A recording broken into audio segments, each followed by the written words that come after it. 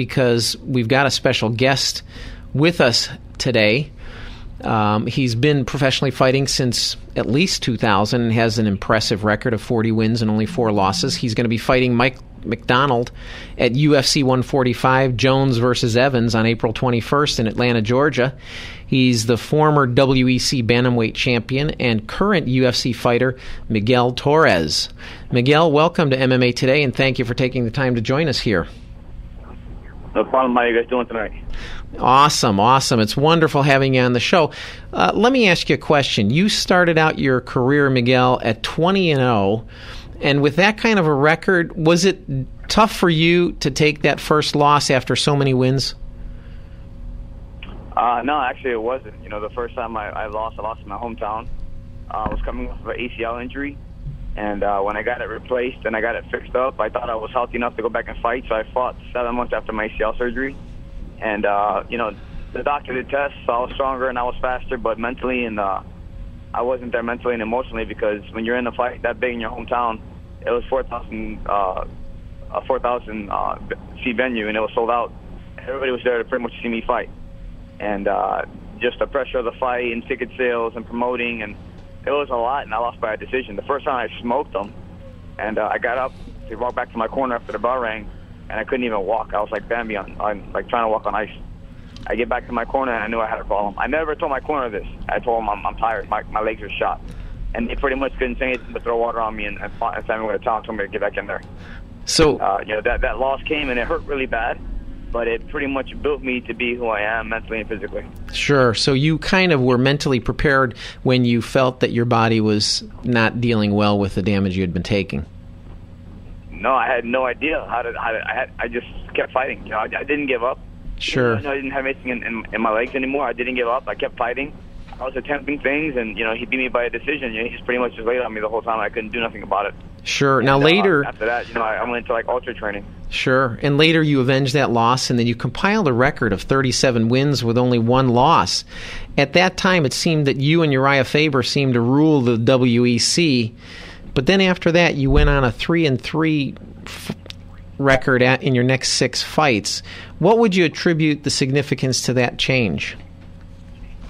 The main thing is just the pressure. You know, back in the day when I was training to fight, and I tell this to all my young fighters in the gym and my kids, I tell them, when I was fighting and I didn't have any responsibilities, I didn't have a family, I didn't have a business, you know, my only responsibility was to train. You know, my job was real cool. They were very lenient, so I got to get out and train in Brazil for a month here and there. I can go every weekend and train with Chris Lyra up in Indianapolis. I was training with the Wisniewskis. So I was training at 5 or 6 different gyms, plus my home gym, and I was traveling everywhere. So my only thought in my mind was to prepare myself for a fight. I was pretty much in fight shape any day of the week. I'd take fights on the fly within a week or 2 notice, and I was always in shape. Didn't matter who the opponent was or what.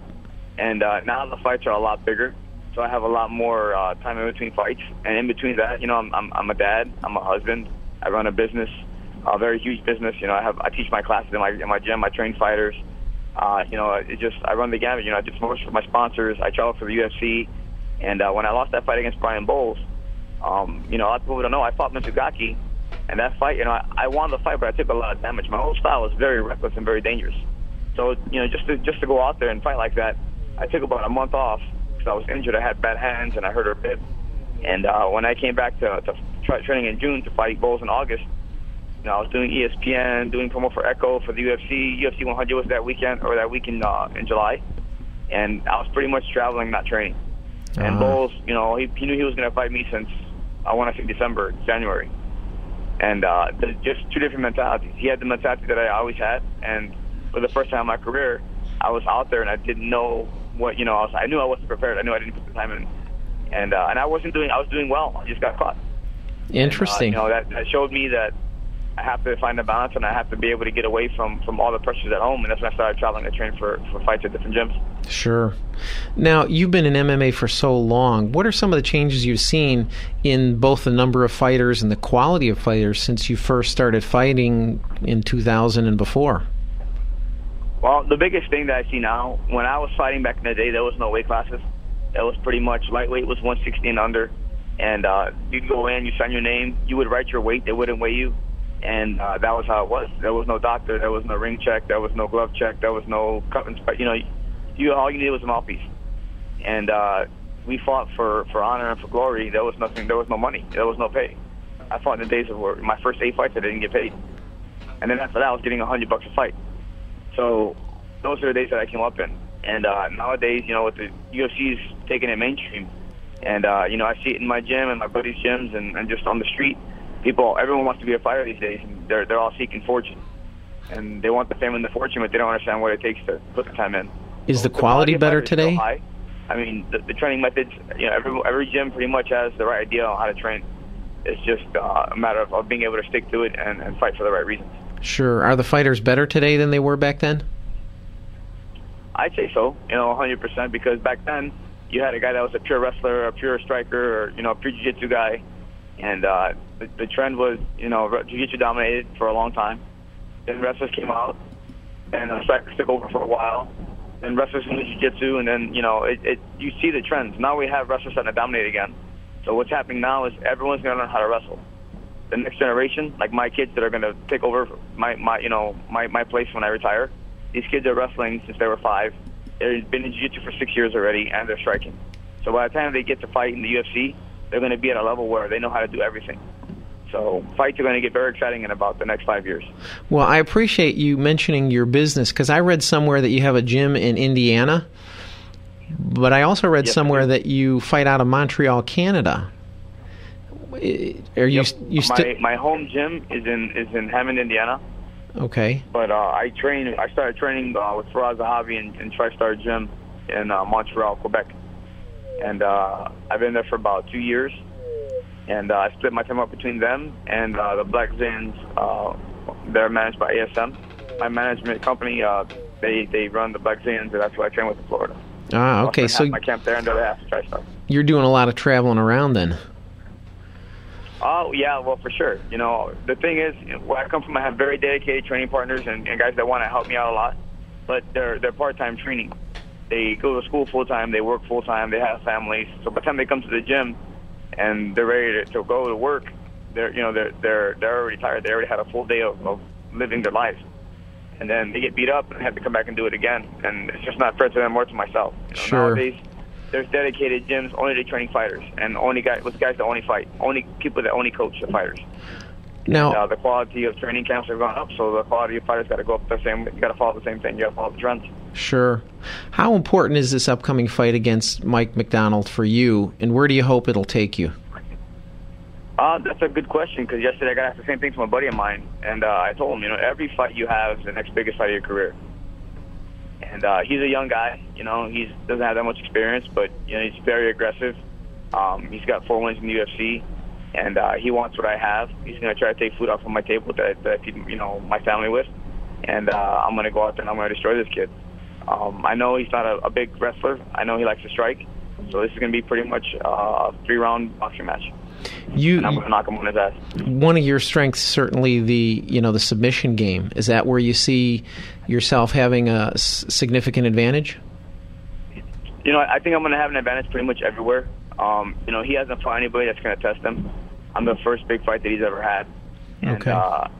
My style went from ultra crazy aggressive to being very conservative. And I found the balance training with the Black Zans up in Florida. And I've gotten a great balance now. And you're going to see a great style matched up against a young kid.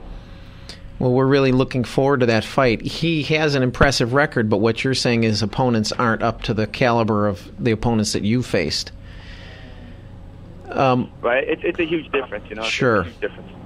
Now, a lot of the MMA fans saw you as a force in the Bantamweight division and still do.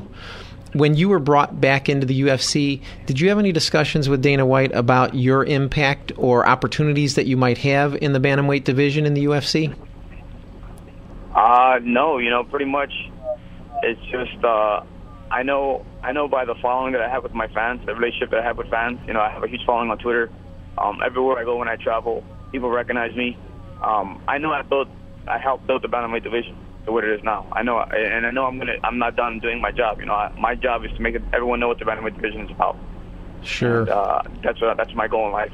I started fighting in rooms where there was 10 people there to watch a fight, then there was 20, then there was 60, then there was 100, then there was 1,000. Sure. And from there, I got on television, and that's how I built my career, one fight at a time. And, now, I'm doing the same thing now. I just have great guidance and great training. Sure. And not that you want to look past any opponent, but how close do you think you are to getting a fight against, say, Dominic Cruz or Uriah Faber? I think I'd be pretty close because, when I fought Demetrius Johnson, after that fight that I got robbed of a decision of, they gave him a title shot. So I look at that as an opportunity that I lost. That was my title shot. And, I know I'm close. So do you think this fight, or would you need another one after that, and then maybe they'd consider you for a title shot? I don't know. It depends on what Joe Silva and Sean Shelby, come up with, what they want me to do. I'll fight whoever they put in front of me. I don't ask for fights. I fight whoever they put in front of me. Sure. Well, you've been an exciting force over the years. I've always loved to see you fight, and I'm looking forward to seeing another win on your belt. We look forward to watching your fight on April 21st, and I want to say thanks for being with us this evening. How can our listeners follow you? Do you have a web page or Twitter account? Yeah, you can go to Miguel Torres MMA.com. And, I have links to my gym, links to my merchandise. I have videos up I do submissions of the week. I have my favorite recipes. I'm a pretty great cook, not only a great fighter, but a great cook.